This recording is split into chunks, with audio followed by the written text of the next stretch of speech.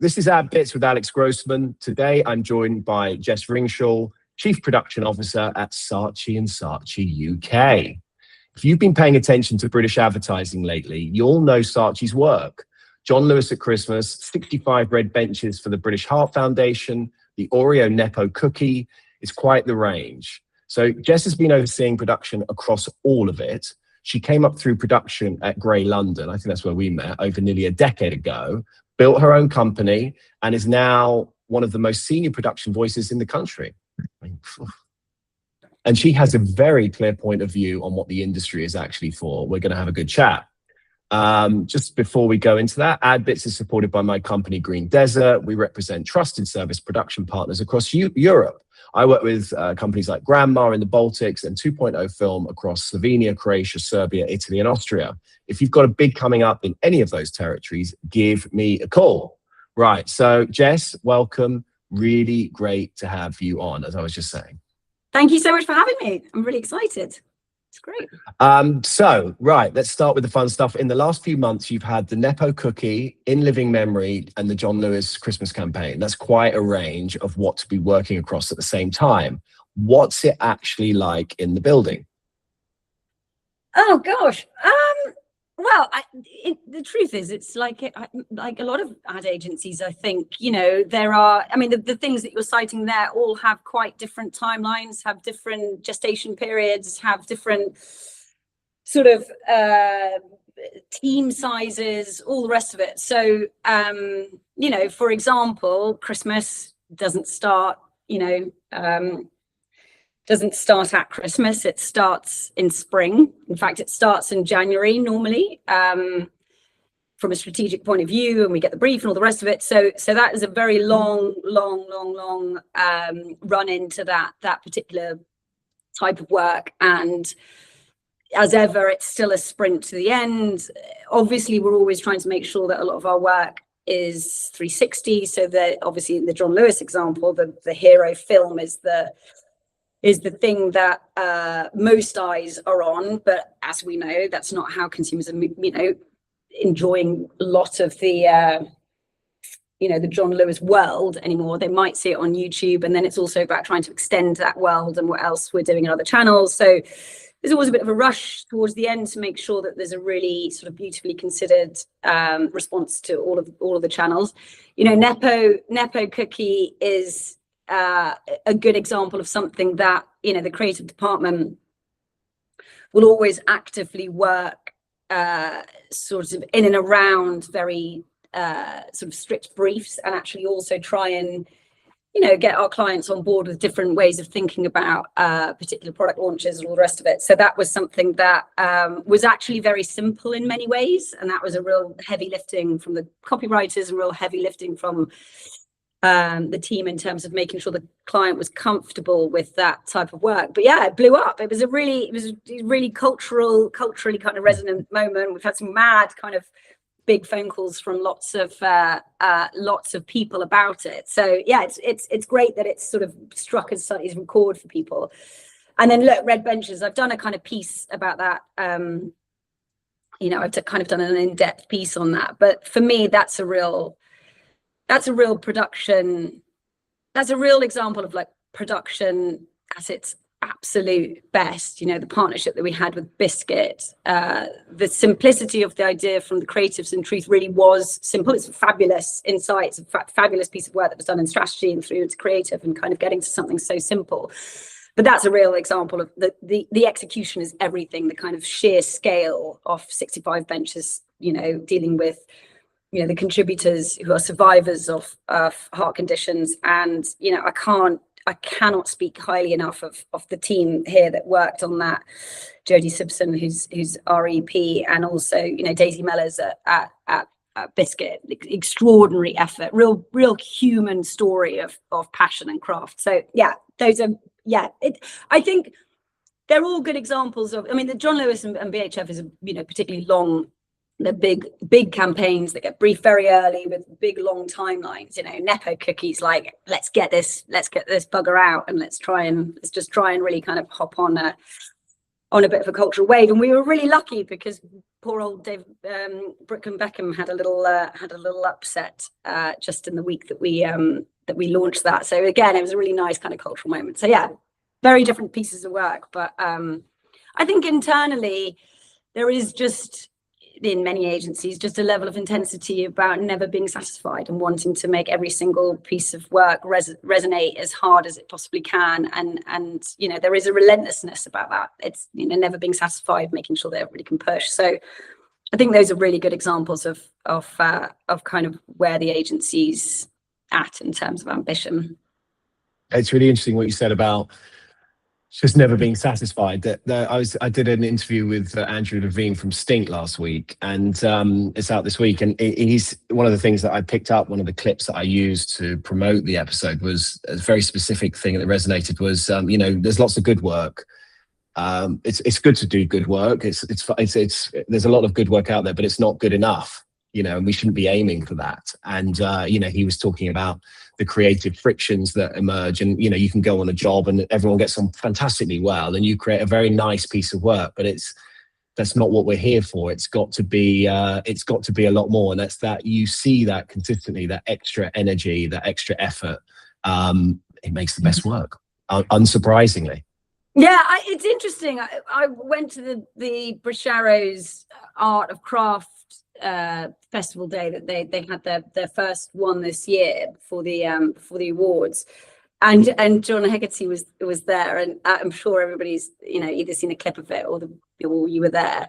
And John Hegarty was asked, you know, what kind of work that he was enjoying at the moment, you know, in the industry, and he was like, nothing, you know, because I think really what he was trying to get across was he was never satisfied, you know, back in the 90s. He's sort of still not satisfied. He's trying to kind of imbue this sense with everyone of actually it's incredibly important to satisfaction isn't the goal, but it certainly helps being able to kind of drive an ambition.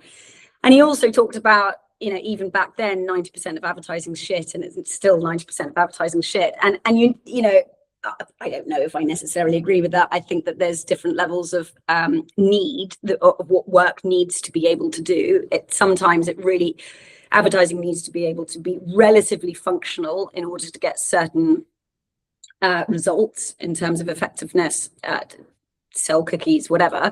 And then sometimes it needs to move and make consumers feel something very deeply. And so, but that relentlessness is interesting. It was, again, like that whole day, the Art of Craft Festival, there was something that I really was struck by, which it's nothing new. It just sort of felt very poignant, listening to all of the, you know, the cinematographers and the you know, the editors and the sound people and all the rest of it. None of them were talking about anything particularly technical. I mean, actually, there's a little bit in the grading session where they were talking about, you know, taste and, you know, sort of different trends that might go on in terms of how film might look. But they all talked about that human element of really trying to psychologically understand the needs in the room, the need of the work, the need of how you can orchestrate. There isn't always a very clearly defined end point. It is about an orchestration of people in a room and teams and all the rest of it. And as you say, the goal isn't for everybody to not have a good experience on a job or on a campaign or with a client. But the goal should be that it's okay to challenge and to make sure that you're not uncomfortable, but you're all able to be psychologically safe enough to go, is that right? And are we, you know, and it's not necessarily always about, is it good enough, but is that the right answer? Have we given ourselves enough time? Can we down tools for tonight, and can we come back tomorrow and have another think? So yeah, I couldn't agree more with Andrew, actually. I think it's having a little bit of sense of tension and yeah, intensity is good. It's sort of why we all do it, isn't it? A bit, probably. Exactly. Is there a type of job you secretly love most? You know, we just spoke about all of those. I mean, like you said, it was a pretty serious range there with Nepo Cookie, you got John Lewis. You know, is there a particular job you love most? I have a particular love and interest and passion for music and advertising. And I say I am not musical. I don't think that people that would know me necessarily think that I have the most avant-garde taste in music. But What does your Spotify say? Listen, it's pretty. I've got kids as well, right? And there's a lot of hip-hop demons and they can ruin a good algorithm. Yeah, exactly. Yeah. I love kids, and there's some pretty old stuff on there as well.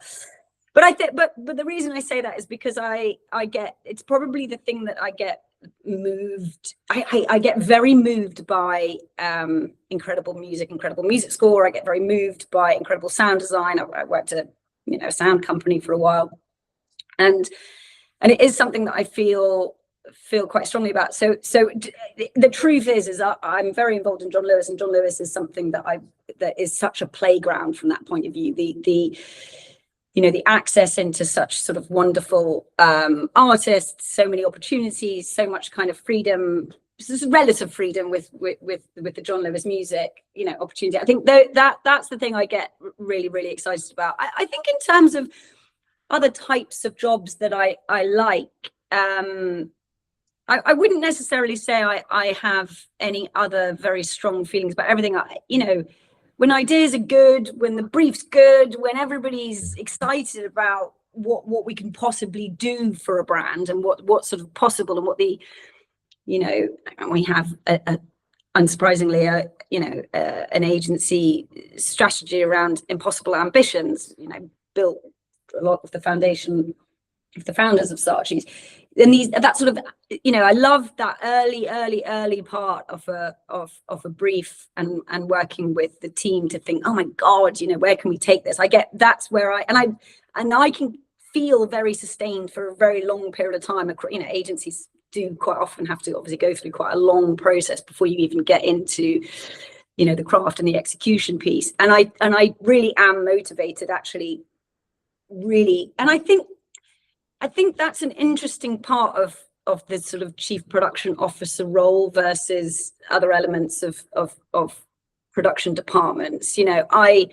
I oversee like a really talented bunch of people. I have a very, very talented head of production. I've got a very, very talented bunch of people. I really want them to be a lot better than me at lots of things, particularly in execution and craft point of view, because I'm not meant to be there helicoptering them over minutiae of execution. They are capable teams. There's great creative directors. There's great people doing all that.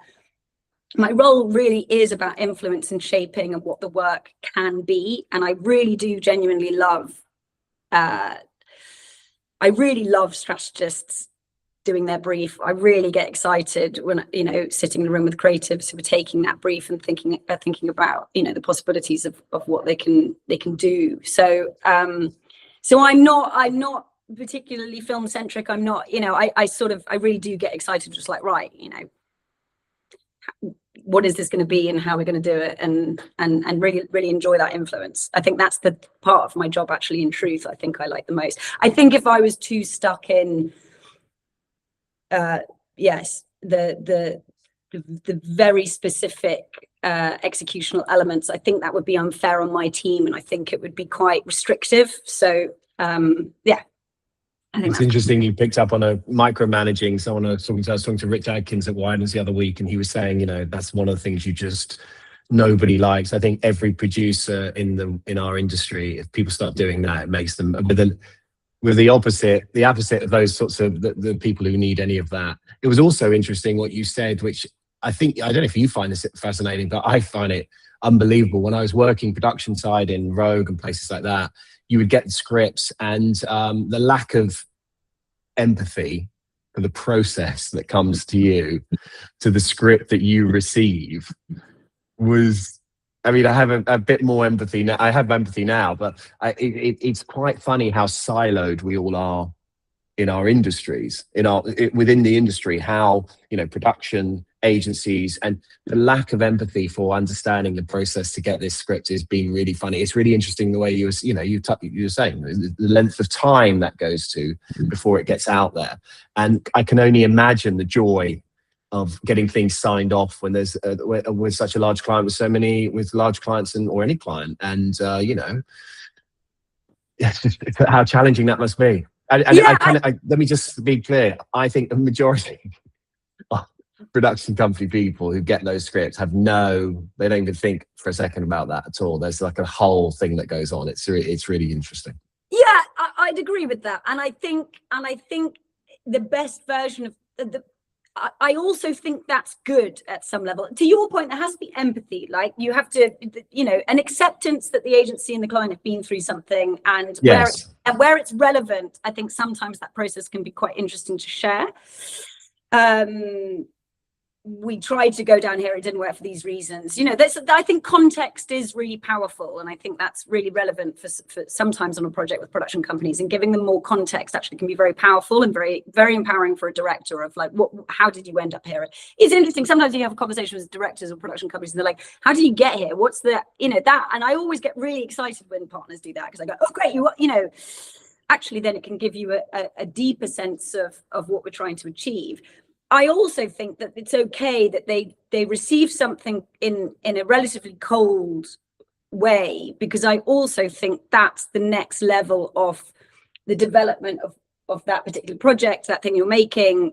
And often that it's a requirement that you want somebody to be quite cold to it. You know, more obviously, the other big frustration that I think production companies have is when they receive the 80-page, you know, they're all of the, I don't know, research results and all the rest of them. Like, my director doesn't give it, you know, and they go, can I just have a 1-page, this needs to lead to that, you know, in the old days, as it were, you know, much more kind of simple, open, you know, because they want to, you know, production companies and directors obviously want to be able to stamp their mark on it and give a unique response. And I think if there's too much spoon feeding, the triple bid system then becomes 3 versions of something, you know, very similar. And how are you making the distinction between them?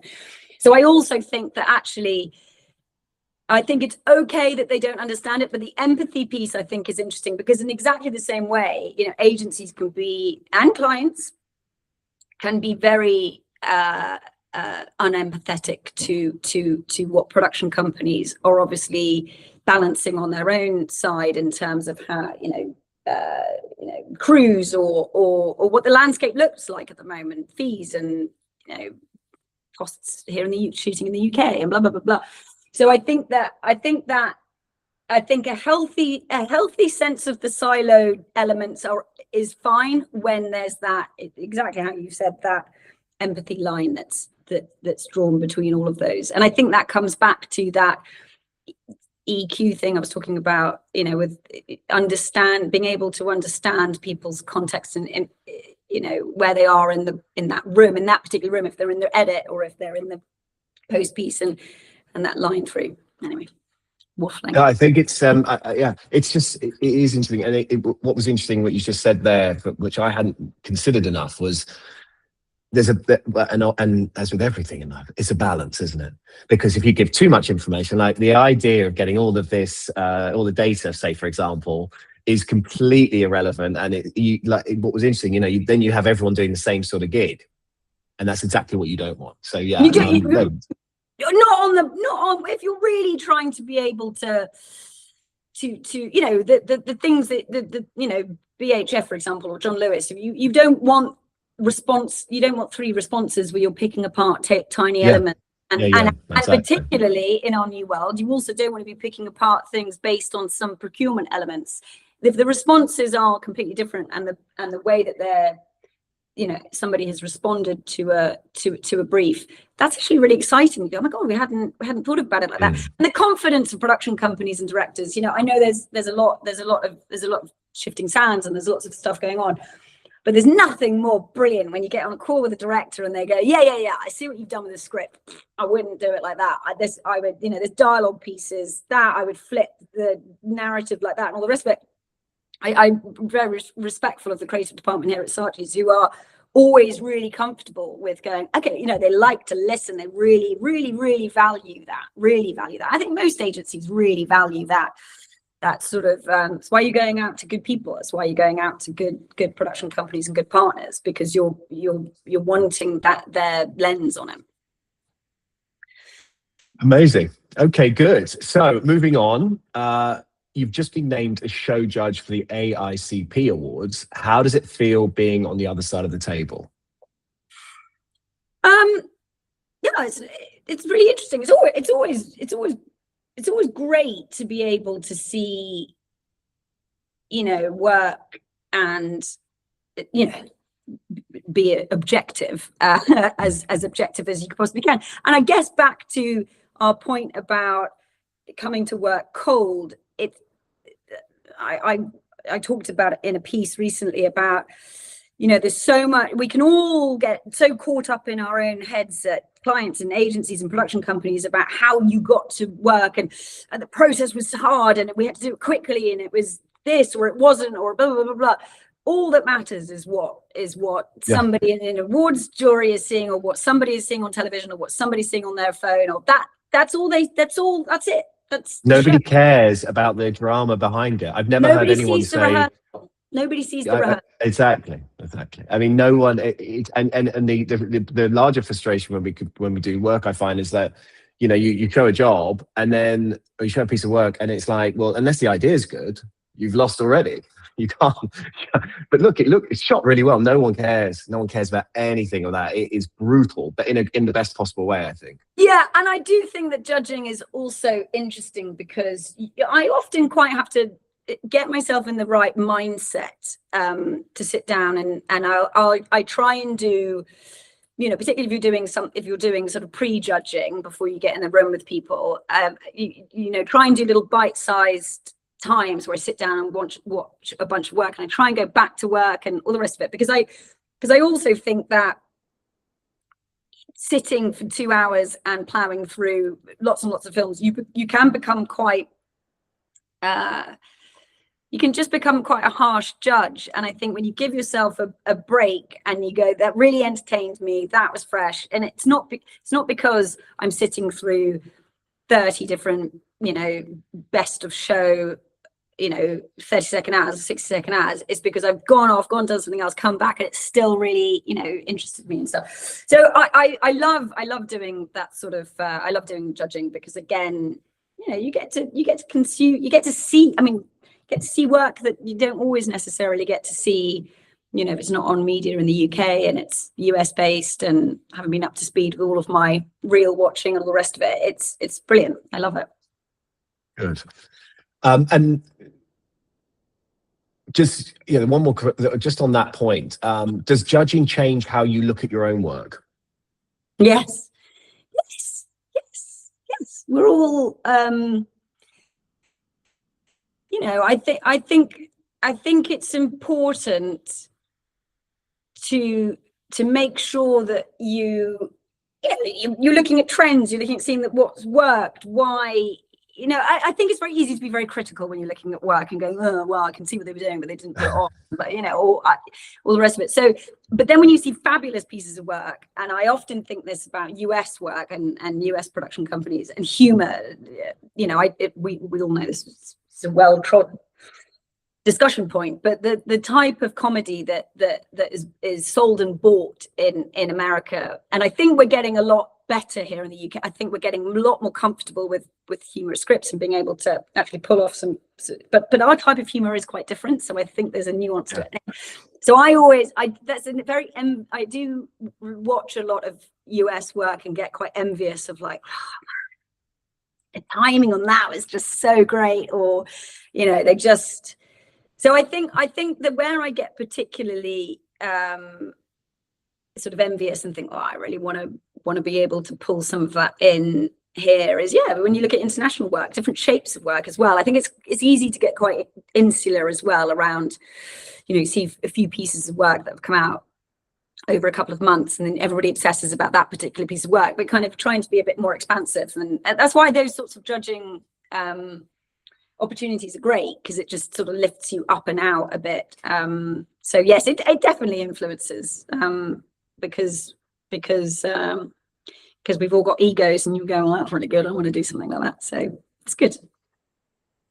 All right. And the new Creator Showcase is moving from Cannes to South by Southwest London after 35 years. That's a pretty significant call. What was the thinking behind that? Did you just get kicked out, or were they just like, was it just easy over here? Why was that? What happened? No, I mean, look, so many factors. I mean, I've been at Saatchi's 4 years, so this is my fifth year of doing New Creative Showcase. And the way that Frankie and I have curated it, and our belief in the power of it as a showcase is, it's obviously giving a spotlight to the chosen, you know, films or pieces of work that we decide to put on the show reel. And for such a long time, there was such a fabulous, you know, special, unique moment of being able to show those in Cannes when everybody was in the Palais, when everybody be able to drag themselves out of bed and pop down to the Palais and go and see the New Creative Showcase and what's Saatchi been up to and how's it going to look and blah, blah, blah, blah. And, you know, that the access to Cannes is becoming very difficult for a lot of agencies, for a lot of the creative community. And our belief about New Creative Showcases, it isn't just a showcase, it should be a platform for new directors to be able to be getting booked, getting assigned, getting work from other agencies. It's not just about us. Obviously, we put a lot of time and effort into trying to either partner or mentor or support directors that we have on the showcase. But it became really obvious that it wasn't that we weren't going to be able to give that benefit to people. And what South by Southwest allows us to do is do the showcase in all its glory in exactly the same way that we've always done it, which, by the way, is also a relatively complex format, because for some of maybe the classic years of New Creators Showcase, New Directors Showcase, people didn't have the same access to new work as they do now. If somebody releases something, you can see it on your phone now. You know, you can see it on YouTube. You know, as things get released, it's instantaneous. So, as much as New Creative Showcase is a celebration of the work that we believe is great in this year, that feeling of newness was becoming also difficult to deliver. So yeah, you know, look, South by Southwest allows us to showcase the directors and the filmmakers and the creators. And it also allows us to have a networking event, which means those creators can come to the event. It means we can host other agencies, we can host clients. We've got lots of other, we've got the film industry coming down, with the music industry coming down. So it actually, I feel like it's a much more relevant, and it just gives us more relevancy and gives us a larger platform to actually be, you know, quite effective and actually get these people some opportunities that they might not have been able to get if they weren't on the Saatchi's New Creative Showcase. It's something we really invest in. We spend a lot of time. It's a real passion point for the agency. And so it was quite a big decision, is the truth, to take it out of Cannes, and not one anybody took lightly. But I think for the access, for the people that it needs to be most relevant for, they're not in Cannes. They're not going to Cannes. They're not able to have Palais tickets. They're not able to. It's not available to them any longer. So it means we can make it bigger and better and new, and try and freshen it up, you know, and hopefully be of greater value to the creative community. I think it's a real sign of the times with Cannes, the way things have changed so completely there. And I think it's a much better way. It feels much more dynamic to be at South by Southwest. South by Southwest seems like a Cannes of yesteryear in a way. It just seems much more accessible. It's still bloody expensive, I think, but it's I think they all are, but it's I think it's much better. I think it's a really good idea. And you haven't got your flights and your hotels to yeah, pay exactly. for, and you know, I totally agree. I mean, look, events are few and far between now. I think we have less opportunities to converse as an industry. You know, look at Arrows, we're all crawling all over each other, like so desperate to find connection and try and, you know, be able to see each other in real life. We can't even meet each other, or we're on a Zoom. So I really do think that investing in events, you know, I feel the same about the Art of Craft Festival, I thought was good. You know, Cyclopay has become something that's really exciting as well. It's possibly more accessible, and is still very much owned by the creative community. So I think to your point, it's about, we want to be operating in a place where the creative community is in control. And South by Southwest, I have to say, I do feel like is a perfect place for that. Okay, great. So we've only just got through the intro. So oh my God, amazing. Well, that's fine. Well, sort of that was the build-up sort of thing, and then I've got the main element sort of here. So there's a few to go. You okay? Fine. Just checking. Fine. Okay, so you came up through production at Grey for nearly a decade. Then you built your own company, and then back to production at Saatchi's, which is a pretty unusual journey. What pulled you back in? Yeah, it is quite a weird journey, actually. I mean, the thing I would say is, when I left Grey, I was very lucky to grow up at an agency at a period where there was such sort of growth and creative ambition, and it was a very unique place at that time. And I really felt at that point I didn't want to go to another agency. I felt as though I had been somewhere very special, and I was like, I kind of need to go and try and do something else. So in terms of, you know, starting a consultancy and entertainment partnerships, my God, did I sort of spent a lot of time with media agencies. I spent a lot of time in the entertainment industry. I spent quite a lot of time with, you know, brands with completely different departments, sponsorship departments versus, you know, the marketing, the brand departments. So it was incredible. And I still have a lot of passion for the work that I did at that time. And I, you know, go on about it even here, still, you know, very, very kind of passionate about that sort of work. The thing that drew me back, I'm going to be really honest, I had no intention of coming back to an agency. And at the time, Saatchi had a CEO called Chris Kay, who was ex 72 and Sunny. He's actually gone back to 72 and Sunny. He's ex Fallon, and he somehow got hold of my name as somebody who might be relevant for the chief production officer role. They hadn't had a chief production officer before, and when I was chatting to him, I was like, oh, fuck, you know, you're really good. And you think about production in a very similar way to that I do. You're looking for somebody who has a slightly weird background and isn't completely one thing. And so, yeah, I went through that process, and it was really exciting and really challenging to come back into an agency, because I've been out of an agency for quite a long time. Like, I've been out of agency world for maybe six years, or 6 years, I think, having left Grey, maybe 7 years.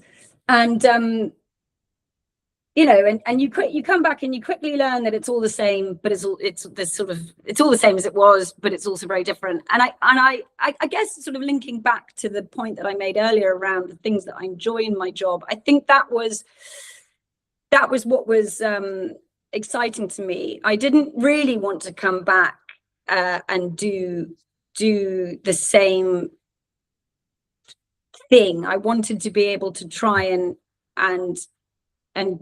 have an effect on an agency and change their output. And you know, I've been very lucky, because the team that I partner with here, Frankie, our CCO, you know, our new CEO, Claire, she's not new anymore, but you know, I've been pretty lucky with the people that have been here at Saatchi's, because their belief in production, I've never had to convince anyone that I needed to be part of running the agency, that it was very much an expectation that they wanted somebody with my skill set to be able to be running the agency in a different sort of way. And so it's been incredibly pleasurable and it's really exciting that I've been able to do that. And it hasn't just been about fighting to get the production department to be further upstream, or, you know, the usual stuff where I think a lot of agency producers, or, you know, production people, feel as though that they don't have the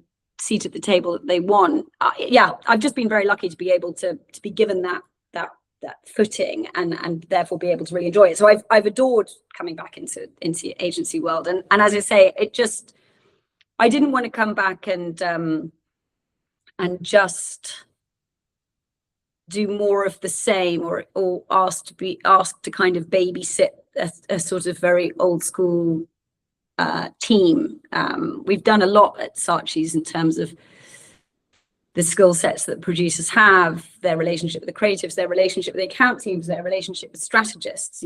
That's something we talk a lot about. So that's how I ended up bumbling my way back into a. Well, I think taking the time out and then coming back in, if you're, you're in a bubble when you're working in, in agency or production or whatever, in company, whatever you're doing. And if you can take the leap, it's a bold decision. It's a big thing, isn't it? And then you come back with a new sensibility and you imbue that on everyone else. And I think the output at Saatchi's has been, it shows clearly, because, you've been doing exceptionally well. And look, you're on the radar. It's so difficult to be front and center again, and that wasn't the case necessarily for Saatchi's for a long time, let's say, and there's some serious competition out there. So I think it's hugely important. It's having your own company, doing it on your own, taking the risks. It really does help.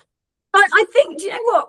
The thing that I really, obviously nothing. Some people are very good at orchestrating their careers. I haven't necessarily been, but it is interesting when you look back and think about, when I ran 11, I had a brilliant experience at Grey. I learned so much. It was phenomenal working with such entrepreneurial, very intensely, ambitious people was just thrilling. Like, it really was quite a thrilling experience.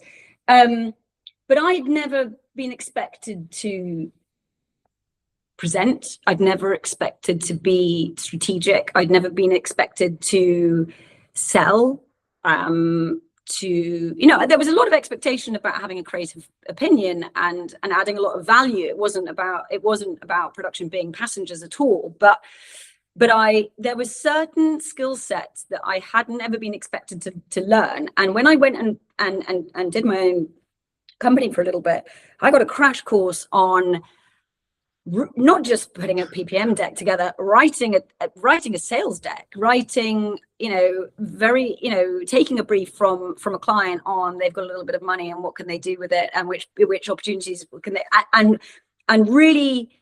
So I had to learn a huge amount through that process, and that experience, I did feel quite shielded as an agency. I think that is the thing that you forget. Agencies are good at, you've got a few very ambitious people who were quite at the top, who were all pushing and very visionary. But the bulk of the agency is there to just do. And I had been part of that just doing team for a long time. And so when you've suddenly got to go out and be accountable for different parts of the process, you will be like, well, there's a whole account team who do that, or there's a whole strategist team who do that. By the way, I'm not pretending I'm good at either of those things, but when you suddenly have to do elements of that, I think that was what made me feel a lot more comfortable about coming back into an agency and think I can offer something slightly different. And it's something I do try and instill and helping people to learn here in production, which is, if you're going to be further upstream, you have to not just understand, but be able to contribute to those elements. And you can't just go, hey man, give me the script and I'll work it out from there. You've got to be there early, shaping the work and developing it. So yeah, I think not that you asked me to give any advice. I do think that coming out of a bubble and moving around for some people, particularly me, was quite career defining for me. I think being able to shift a lot of how I thought on how to work in the industry. It's quite interesting when you see agency people who join production companies, and I think I always laugh a little bit inside. I see friends, and you're just like, so how's it going? It's just like, it's so hard.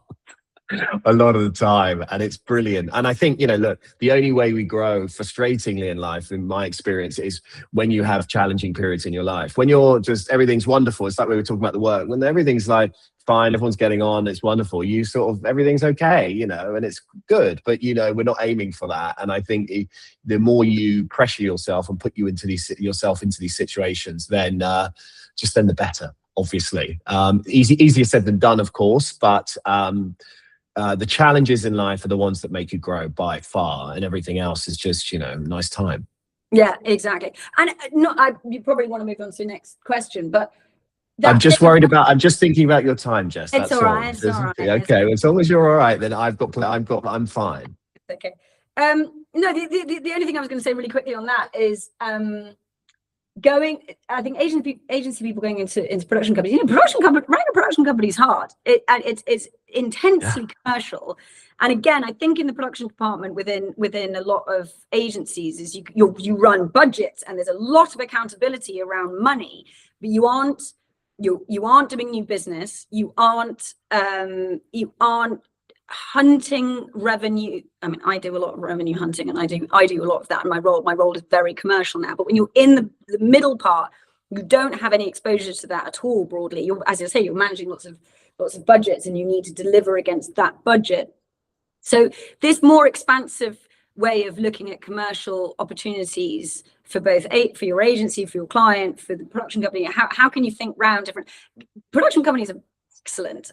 Like they grow incredibly entrepreneurial people, and you have to be, because you have to adapt and all the rest of it. So anyway, I also just think that's sort of wanted to say it's quite hard, I think, crossing the lines. I think yes, I think it's exceptional. It's fun. I love seeing it. It makes me happy, and it makes me smile, and I enjoy it every so often, only with friends, of course.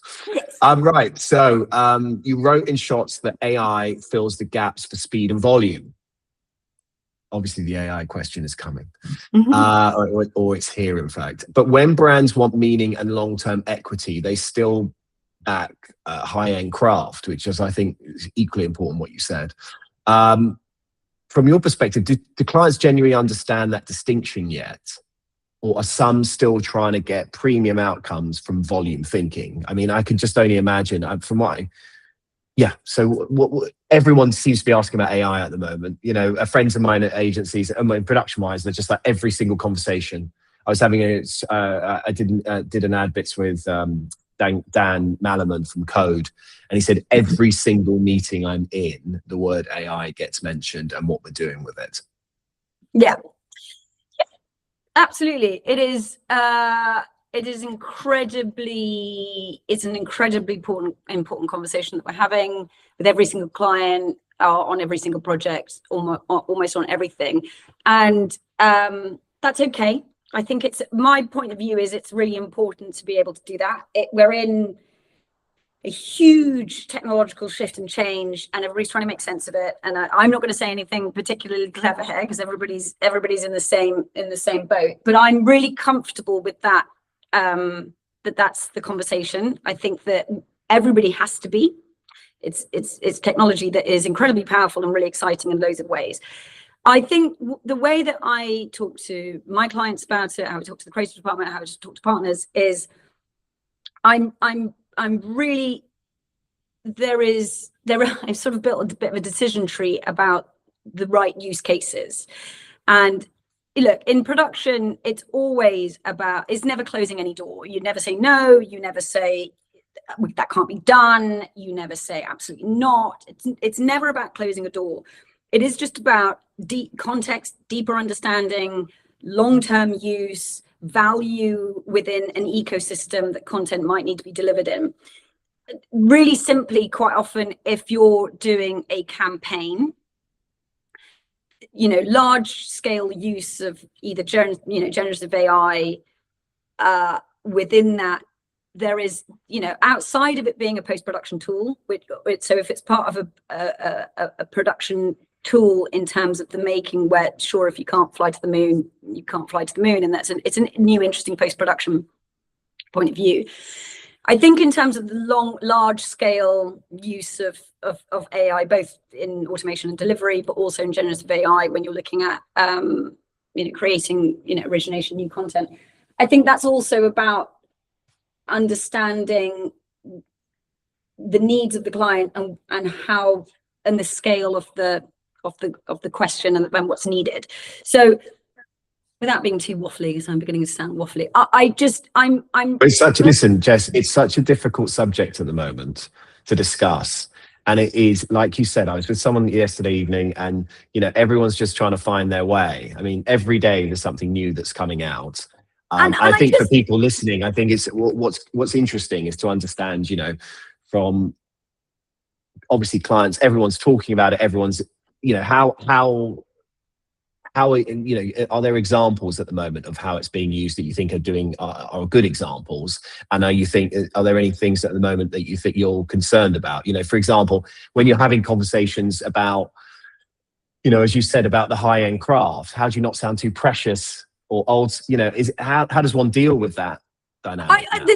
The decision tree that I try and take everybody through in a very, back to kind of EQ and trying to not shut doors and trying to really understand the need. I don't try and entertain conversations around using AI for AI's sake. So I think and look, we're in a bubble, so that is going to be a conversation that's happening a lot, and that's okay. We just need to be able to unpack what's realistic. And sometimes I think there is a lot of need to try, test, learn, iterate. If we give it a go and it's not as we planned, I think we need to get a little bit more comfortable, but that's okay. That production cannot be this finalistic kind of, it is an iterative process, AI, and I feel like there are lots of examples that we're working on, that other agencies are working on, that I think almost it's too early to tell on whether or not it's successful or not. I'm sort of not comfortable in necessarily saying what's good or what's not. I just remember spending an awful lot of time learning how to do web banners. I remember learning a lot of, freaking out and working out how to build microsites and panicking about all this. For a long time, we fannied around making all of this stuff.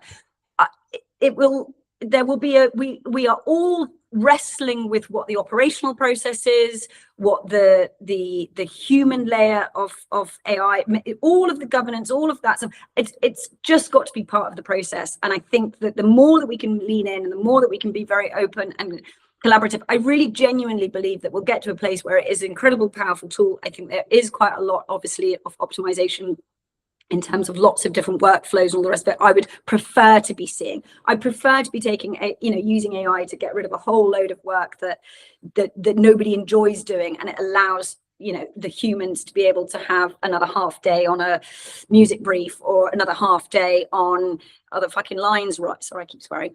On the lines right. I would prefer that.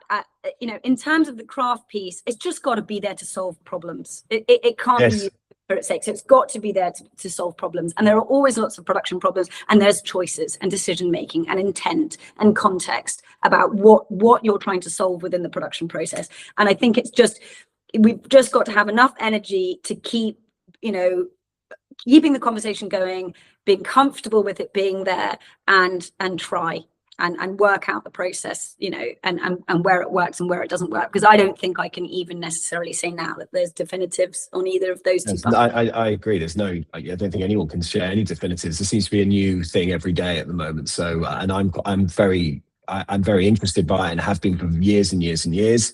So I'm not necessarily a newcomer. So, and I'm still fascinated by, this, the other week I was doing something using AI, and it enabled me to do something that I just wouldn't have imagined I could have possibly do, through talking at it. I just spoke to something, and it created something, and it was decent which was good.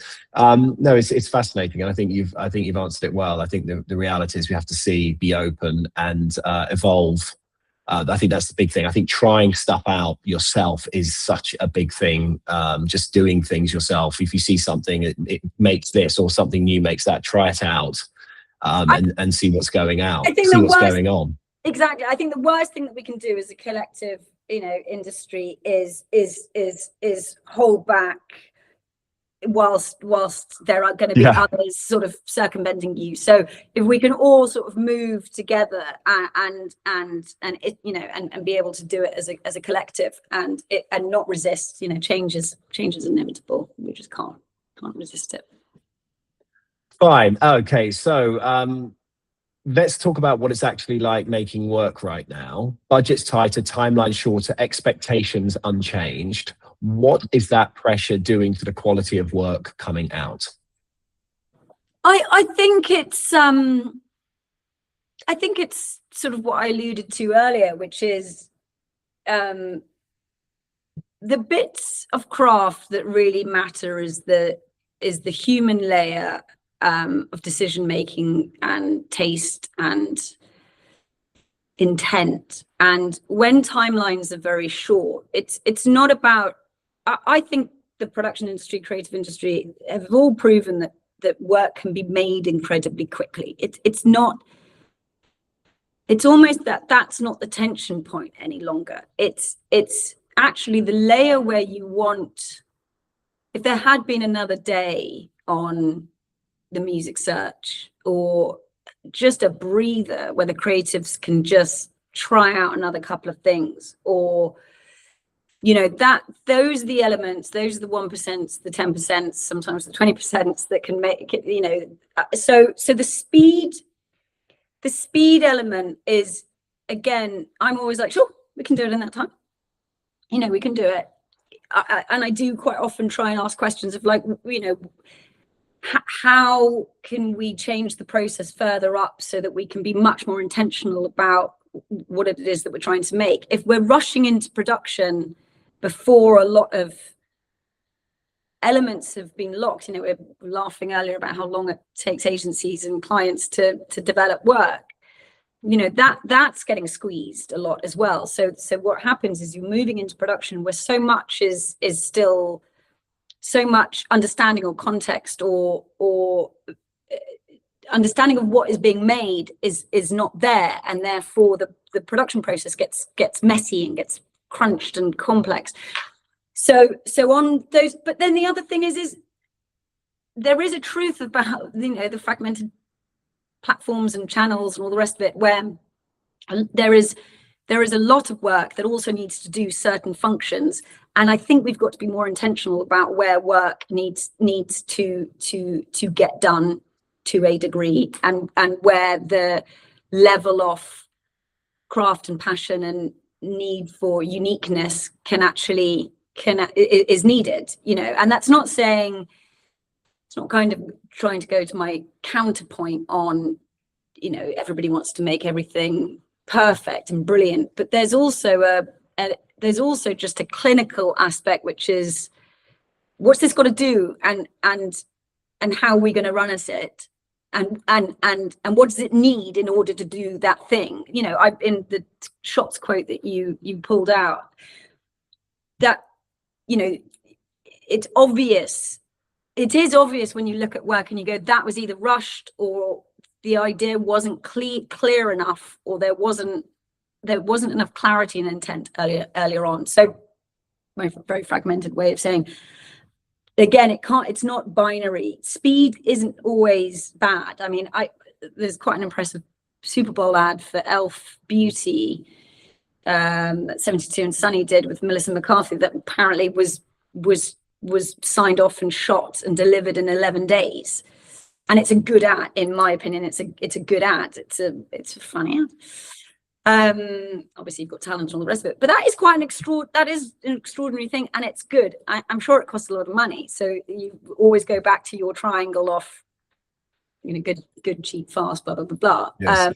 So yeah, so I sort of, it's not that I think that I don't think we need to be afraid of speed, but I do think it's very difficult for the traditional process now. I think that's the problem. You know, we talked about those silos. I think that process, you know, getting people on board quicker and getting them up to speed, and them understanding the intent and the response and blah blah blah, there is just a tension within that. There is a tension in that speed element. So I think that's why everybody's feeling it so hard. And budgets are 100% going down. It is always going to be a challenge. It is incredibly challenging, which again is about deciding very early on, why is this piece of work needed? What has it got to do? And actually making sure that the breakdown of the budget, the breakdown of the ask and everything up front much earlier on has been properly interrogated before you get to the end and everything's signed off and they go, it's 35p. And you go, well, that was a bad idea. All right. So, and just tell me about a job that nearly went wrong. No need, you don't need to give me any names, obviously, but a moment where things were really under pressure and you had to find a way through.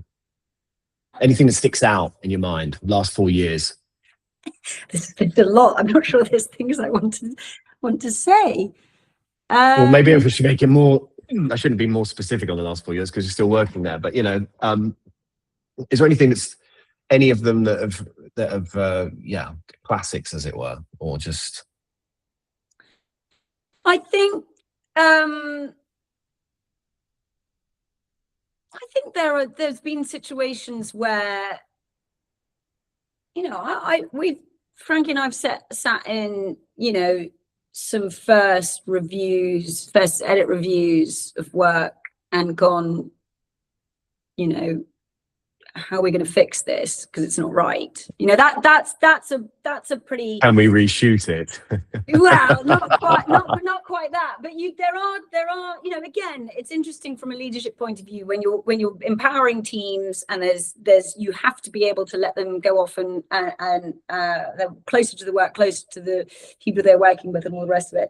And if you see something and you go, this isn't right, and how are we going to, you know, pull it back round? There usually is always a way of doing that, but there's always been a few of those where, like, okay, we had our head in one place and the team had their head in a different place, and we need to now get a lot closer. So there's been a few of those. You know, I think there's been lots of situations where, you know, for production companies, very keen to work on jobs, trying to make sure that I'm in a podcast and somebody's come and taken a chair. That's the respect level that's going on.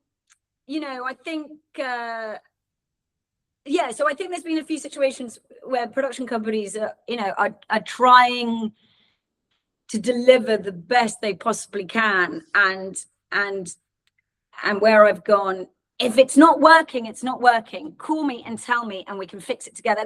I'm sort of somebody who's, if you can sort of see something going wrong, I'm like, let's call it, let's sort it, I'm not going to let people sweat into a situation where they don't know how to pull something back. So sorry, I'm not sounding very specific, but I think the edits are always the thing, and also protecting from too much dilution through approach, you know, back to speed things. Sometimes it's a gift when you have to deliver something quite quickly because you go, it's done, looks great, let's go, go. It's got to go out, it's got to go to it's got to go into post, it's got to go into sound. You know, you've got to sort of push clients, take those clients with you and say, actually, you've really got to try and trust the process. So sometimes I quite like that. Whereas if you end up in a big, languid, long, people picky away, and you've got too much time in the edit suite, people start going crazy because they're looking at something for way too long, or you go, just show them version 6 again, and they go, yeah, that's really good. You're like, oh my god. So yeah, there's all of that, I think, probably. All right, so moving away from terrible jobs that have gone wrong, I'm thinking about that. You said in the end it's all about the show. Everything else is just rehearsal. I love that line. What does the show mean to you? Because a lot of work right now is perfectly fine, competent. This is going back to what we were talking about, but it doesn't feel like a show.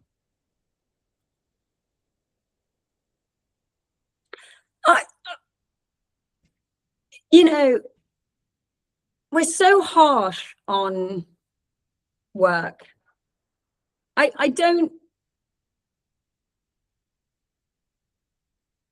feel like there's a lot of good work out there made by a lot of agencies. And I think it's the thing that makes a good show is that the work has been felt by an audience in multiple ways. And a hero film is amazing. Don't get me wrong, I adore making a big standout film.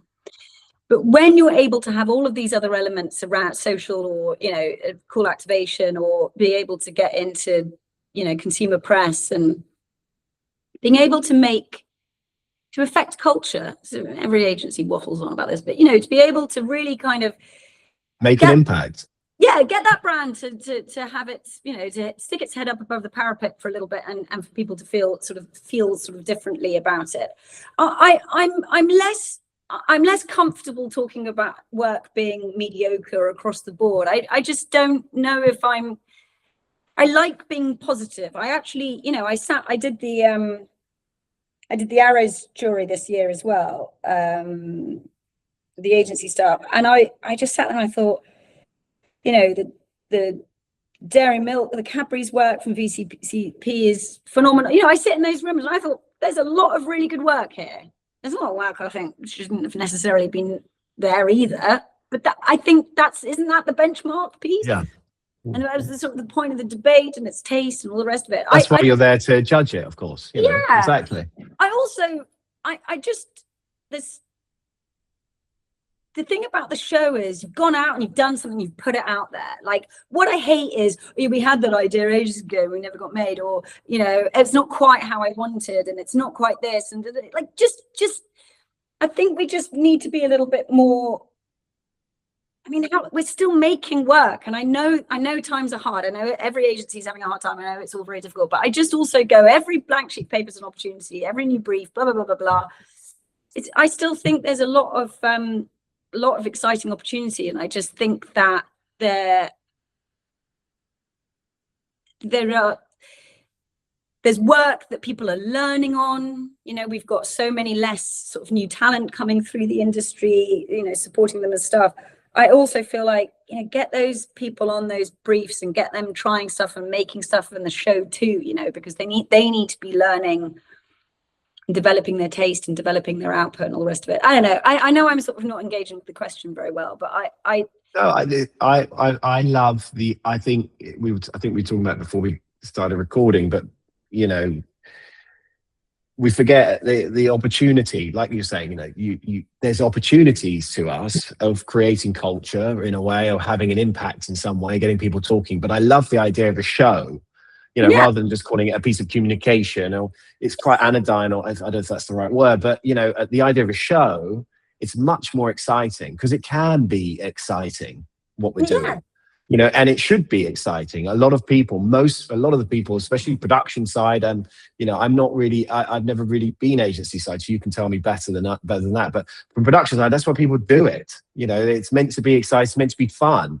And I think because times have been so challenging recently, because technological change and for all the other variables that have been going on, people are forgetting that a lot, and it's we need to remind that it should be fun. And I think that will then transfer, that will come through in the work. Yeah, and yes, and it's very kind of intentional language. What show are you going to put on? How are you going to make it different? Like, that everything we do is about, get interested. What's the PR release going to be like? What story are you telling? I know in production, craft is an incredibly important component of what we do, but I also go, there's so much of the show that we can get involved in and shape and develop and grow. And I don't know, I think using very positive intentional language, as you say, that moves away from large content, delivery systems and content engines, all the rest of it, which I spend an awful lot of my time talking about as well, and a huge component of my life, and very important to clients. But yeah, we wouldn't be doing this if we weren't all getting a buzz from putting the show on. You get a buzz from it, and it's really exciting. Yeah. And I think if we lose that passion for it, or think that somehow we've got it harder than previous generation, or that which I suspect we probably do, but it's just different. And what show are you putting on? Yeah, I know. It's imbuing the excitement again, and then getting it out there. And interesting. So And then final question here. We're just going to do, so again, conscious of time. So you clearly care about emerging talent and you create a showcase. It's the most obvious example. When you look at younger directors and creators coming through, what do they understand better than the rest of us?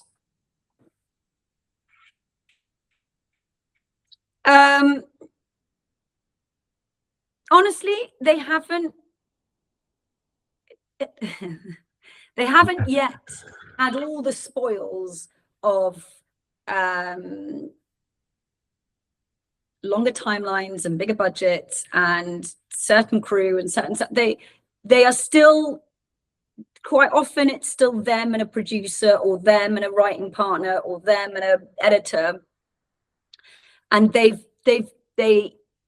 point of view and their passion is, I mean, there's lots of directors, by the way, who keep that all the way through their careers, and they're long-standing, offer a lot to the industry and do and still contribute a lot.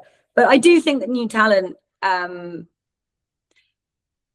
they're more unencumbered perhaps by all of this stuff that we're talking about, and the collaboration aspect to it is really exciting. There's loads of agencies who work with young talent incredibly well. Wieden and Kennedy are always the first to work with a particular director or a particular team, and they do it really brilliantly. And I think their culture is one that it is very much a partner. They really have a partnership about how they sort of pick a director and then work with them and develop them with the shape of work that they want to make.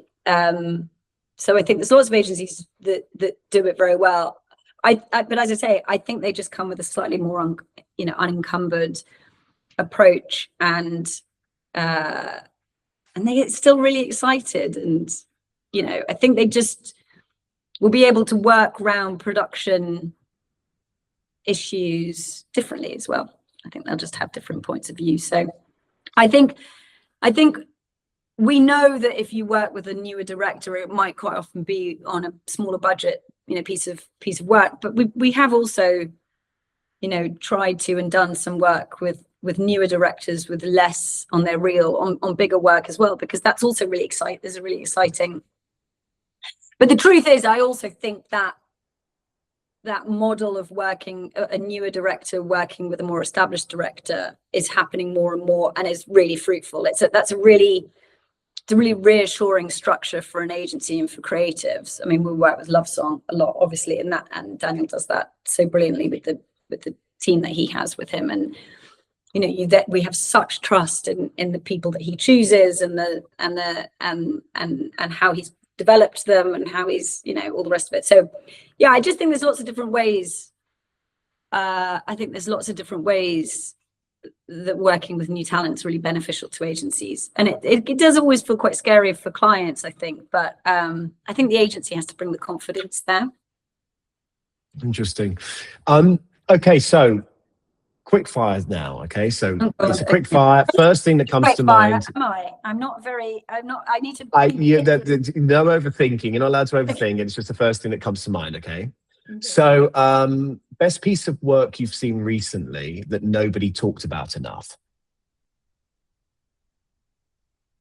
Oh God. Is there anything you've seen? Anything you thought that didn't go as well as you'd expected or had hoped?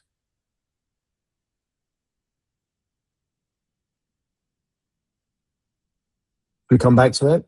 No, that's an interesting question. Sorry to be a pedant, but didn't go that people didn't talk enough about, or wasn't big enough. You mean within the industry, or whether or not it was just something you thought that didn't fly as you'd hoped it would, as you'd hoped it, you thought it should? Let's come back to that. I'll think about that for a minute. Okay, a campaign. Yeah, a campaign you wish Saatchi had made.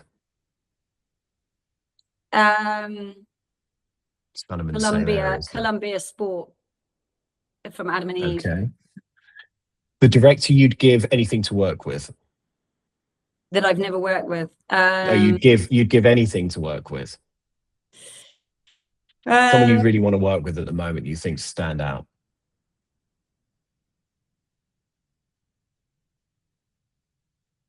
Sea Prince. Oh, Best advice you've ever been given?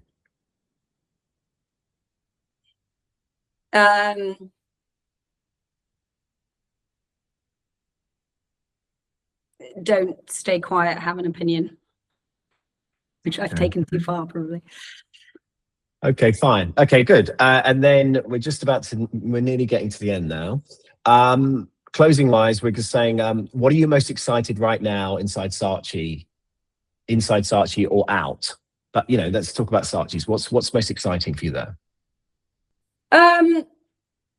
We've got sort of work in the pipeline that's just a slightly different shape from a production point of view that we're putting together. So that's both from a large scale content delivery point of view. I think we've got quite an interesting point of view on that.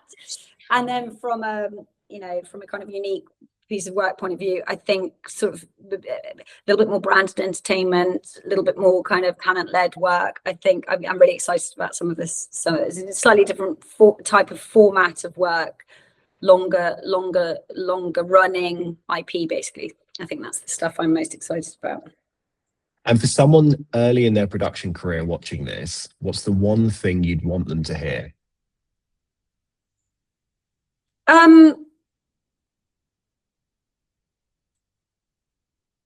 I think that I like that quote that Obama has reshared like 1,000 million times on social, of him saying, "I just like people to get stuff done." I think there's a lot of talk about very specific types of skills that you need to be in production, and that you have to go through a certain line and learning and lineage of skills that you have to be able to kind of acquire in order to get to the next level. I think the industry is changing so much. I'm not sure if I believe in it. I'm not particularly hierarchical from that perspective. If somebody is really capable and gets stuff done. Yeah. And is able to bring a load of people with them on their journey, and creatives and a whole bunch of people, I'm like, great, go for it. So just don't be afraid to work out the skill of getting things done and getting things moving. I think that's so, and I think as a more middle-aged person, I'd go try and not have really fixed expectations of how you think things will pan out. We talked at the beginning of this about my career path. I mean, the truth was there was a bit before Grey, which I was in television, as in broadcast television for a while. That's where I started, and I was a runner, and I did lots of factual entertainment programs. And I didn't think then that I was going to go into advertising, and I didn't think when I was in advertising I would then go into into entertainment, and I didn't think I'd come back. So just try and be unencumbered by a set of expectations that you think advertising is now, and what your career path will be. I think the more open you can be, the more flexible, the more adaptable that you can be, and just trying to get stuff done within all of that will stand you in very strong. And that's what any business wants, agency or client or in-house or production company or wherever. They want people to be able to be adept at getting stuff done. Yes, this has been brilliant. Thank you so much for joining me. I knew you would sort of smash it, but yeah, this has been great. Oh. So this is AdBits with Alex Grossman. AdBits is supported by Green Desert, my company, which represents trusted service production partners across Europe. I work with Grandma in the Baltics and 2.0 Film across Slovenia, Croatia, Serbia, Italy, and Austria. If you've got a big coming up in any of those territories, give me a call. We've got new episodes every week on Spotify and YouTube, and see you next time.